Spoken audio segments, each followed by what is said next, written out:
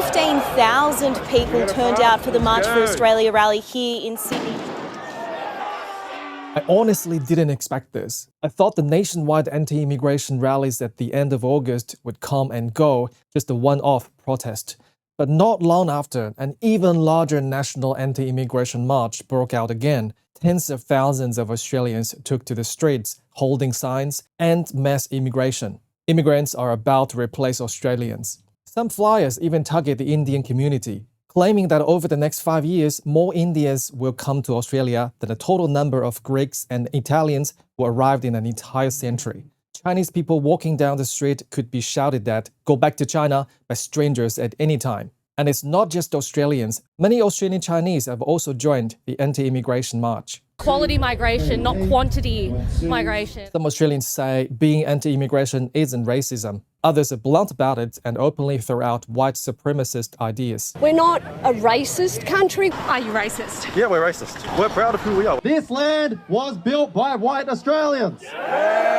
Soaring house prices, rising living costs, fewer job opportunities, and cultural erosion have become the reasons many Australians vent their anger at migrants. Anti-immigration sentiment across the country has been completely ignited. A nationwide anti-immigration wave has begun. We don't have enough housing at the moment. You wonder why I'm angry. End mass immigration, protect our heritage, our culture and our way of life. How did a democratic nation that prides itself on cultural inclusiveness and welcoming migrants become a vanguard of anti-immigration, especially against Chinese and Indian migrants? With Australia like this, do you still want to come? Hi, I'm Alex and welcome to Oz Property Strategy, where I break down real estate investment strategies, key economic trends, and proven paths to wealth creation. If you're finding this helpful, go ahead and smash that subscribe button, turn on the notification bell, and catch our new videos every week. Without further ado, let's jump right in. Many people don't understand, where does the anger inside Australians come from? In 2025, the Lowy Institute ran a social survey with a single question. Regarding Australia's current immigration policy, do you think the annual number of migrants is too high, too low, or about right? A striking 53%, more than half, said the intake is too high. That tells us the anti-immigration sentiment has passed a tipping point. It can't be held down anymore. It's become mainstream thinking across Australia. Over the past decade, the number of people born in China who migrated to live in Australia rose from 430,000 to 660,000.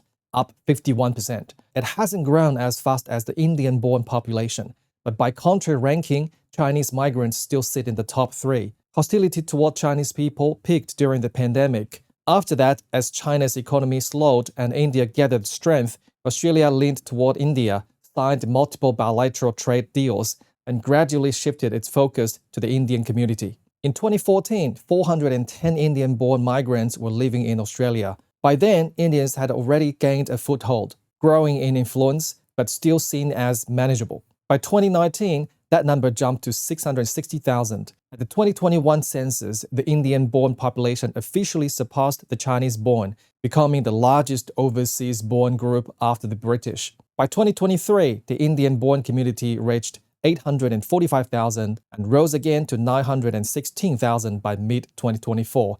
More than 3.4% of Australia's population. In just 10 years, the Indian community more than doubled, becoming the fastest growing migrant group nationwide. This explosive growth didn't happen by accident. Australian universities actively recruited Indian students. Businesses looked for skilled tech and healthcare workers. The government viewed Indian migration as an economic booster to offset the drag of an aging population. Before Australia reopened its borders in 2022, Australians broadly welcomed the energy that Indian migrants brought.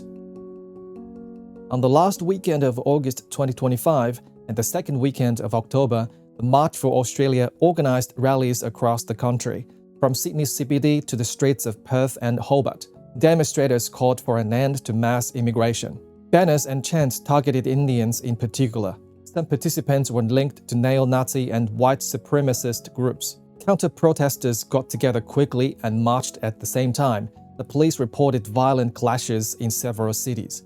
Government leaders called the rallies racist. Anti-immigration gatherings don't belong in Australia. These aren't Australian values. Yet polls show more than half the public is against current immigration levels. The Prime Minister, of course, says Australia is inclusive and welcomes migrants. But the angry crowds and anti-immigration slogans have been seen around the world and shaken the confidence of people considering to move here. The message is that Australia no longer welcomes migrants. Is Australia's anger really because there are too many migrants, or is there something deeper? The first problem triggered by rapid population growth and the first layer of the backlash against migrants is skyrocketing house prices. From 2013 to 2024, Sydney's median property price jumped by more than 90%, from a bit over 600,000 to 1.18 million. In some suburbs of Sydney, the surge topped 150%, with prices rising even faster after the pandemic. Brisbane, Perth, Adelaide, even Darwin have been booming. Rents in Melbourne have hit record highs. Public hospitals are under mounting pressure. Wait times are longer and emergency rooms are packed. What about transport? City commuter systems are overloaded. Train delays are up and crowds keep growing, especially in Sydney and Melbourne's morning peak. Strikes hit the rail network from time to time, bringing services to a standstill for days. Even childcare centers, parks, and supermarkets are jammed, running beyond capacity. Why? More people have moved in, but the infrastructure hasn't kept up. Demand for housing keeps climbing year after year, while supply is severely short. Economists keep saying the real problems are interest rates, strict land use rules, and construction bottlenecks, slow approvals, and labor shortages. These are what push prices higher, but more Australians are turning migrants into the target. And the surge in Indian migration has been seized on as evidence by anti-immigration voices. Listen to what the protesters are saying. I think we're being overrun by Indians and Muslims. Yeah. I'm not against migration altogether, okay? I'm just over the fact that we're bringing so many in at the same time. They have to live the way that we live. The mismatch between population growth and housing supply is directly driving up both prices and rents. If you have any questions about property investment, please book a free 15-minute discovery call on our website. If you want a team offering one-stop service to help you build a property investment portfolio, achieve financial freedom and retire early, join our Vision membership by booking a 30-minute obligation-free discovery session to start with. Or to keep it simple, our data-driven buyer's agency service can help. We buy and manage properties for our clients anywhere in Australia. Links to the service are in the description below.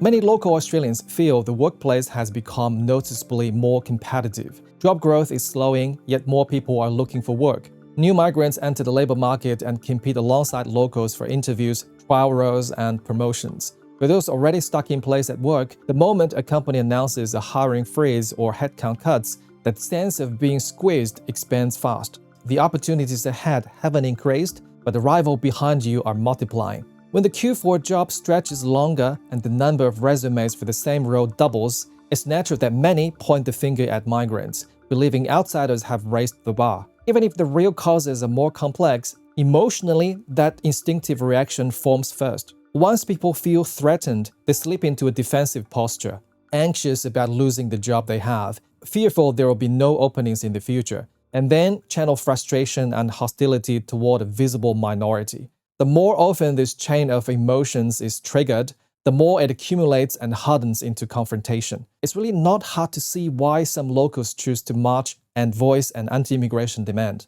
And that's in a scenario where jobs still exist. What if there aren't jobs? Last month, Australia's unemployment rate jumped to 4.5%, a 4-year high. In that environment, anti-immigration voices can only grow louder. Housing and jobs are surface symptoms. Ultimately, both flow into one issue, the cost of living. Why has Australia turned against immigration? Because life for locals is getting tougher. Protesters repeat the same line, we can't afford it. They're talking about bidding wars for rentals, being priced out of the suburbs where they grew up. New migrants are taking up Australia's resources, leaving locals with less. It's hard not to feel heavy hearing that. A typical family of 3 in Sydney now easily spends over $5,000 a month. Electricity, groceries, rent, everything is climbing. Who wouldn't be anxious? But reality is more complicated. Migration brings additional labor, entrepreneurship, and more tax revenue. Multiple studies also show that over the long run, immigration lifts overall wages. The problem is that understanding hasn't landed with the public. When a family budget is squeezed by rent, school fees, and all the extras, what people get is the pain of being pressed. After the pandemic, the rebound in migrant numbers collided with a slowdown in home building.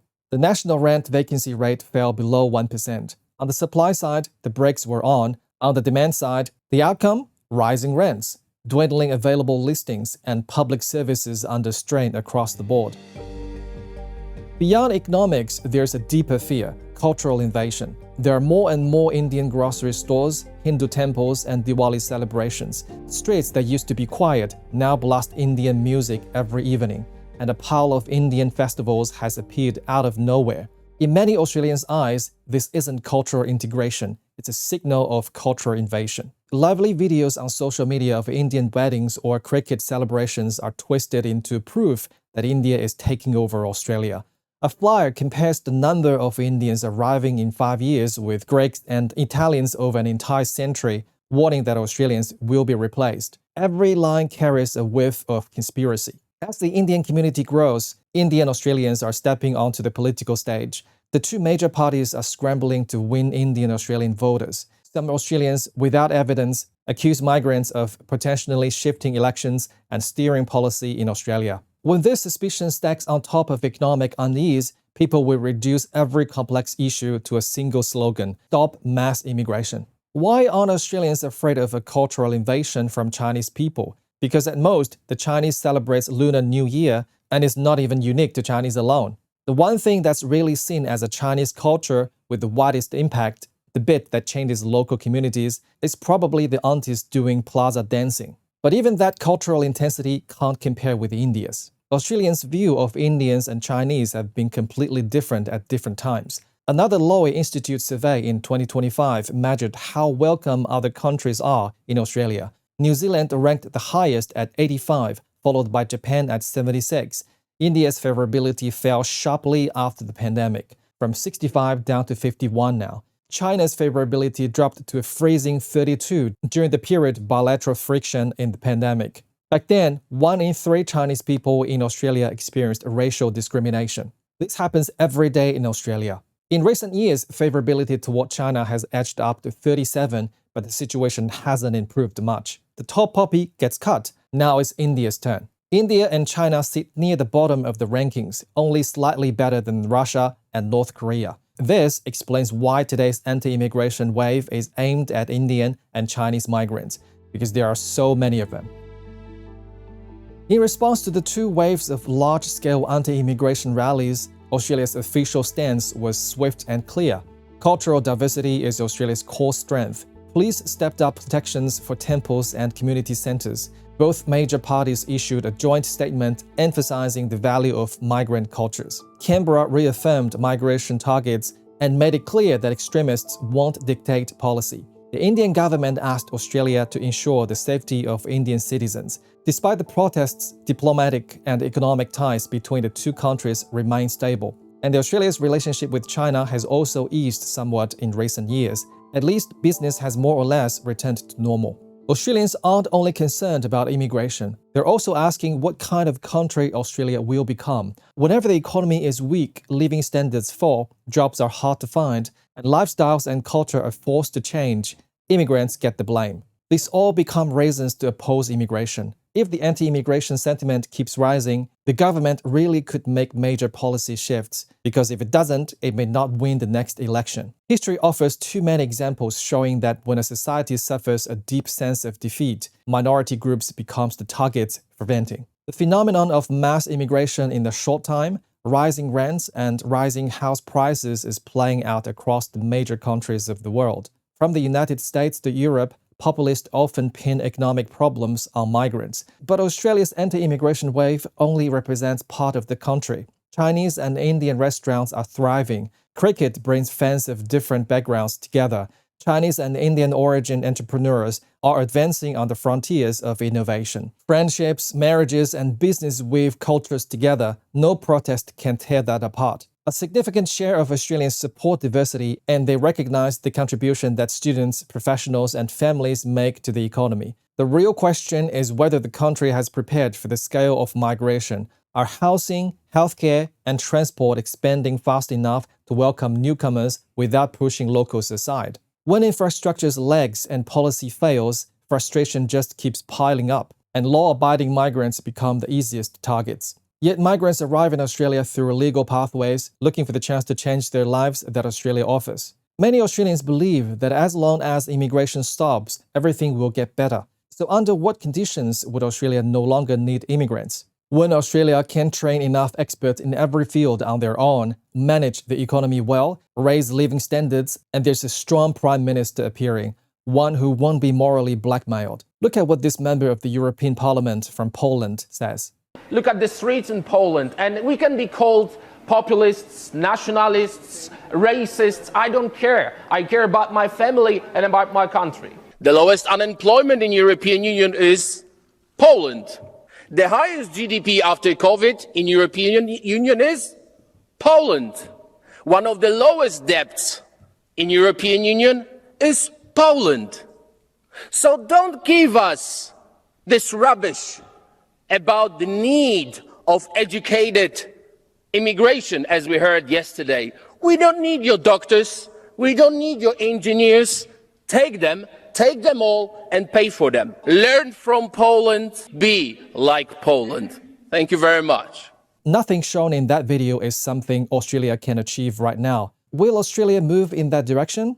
I don't think it's possible in the short to medium term. As long as mining, agriculture, and education experts still dominate, Australia will continue to have relatively generous social welfare. Compared with countries that send migrants, the pressure to survive here is certainly lower. So there's naturally less drive to overhaul the system and push hard for income. As long as this logic holds, Australia will need migrants, and Australia's house prices will continue to have the momentum to rise. If you've made it this far, please give me a thumbs up, subscribe, and share this with your friends. Turn on the notification bell to watch new weekly videos, and have a good one. Bye.